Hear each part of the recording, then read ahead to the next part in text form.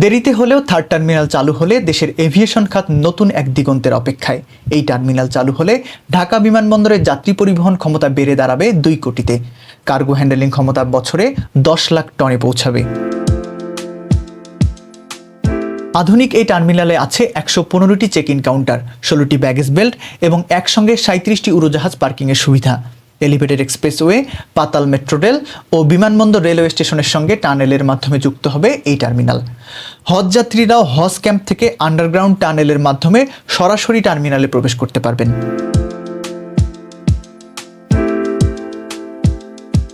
Third terminal শুধু একটি অবকাঠামো নয়, এটি দেশের আকাশপথকে একবিংশ শতাব্দীর উপযোগী করার একটি স্বপ্ন।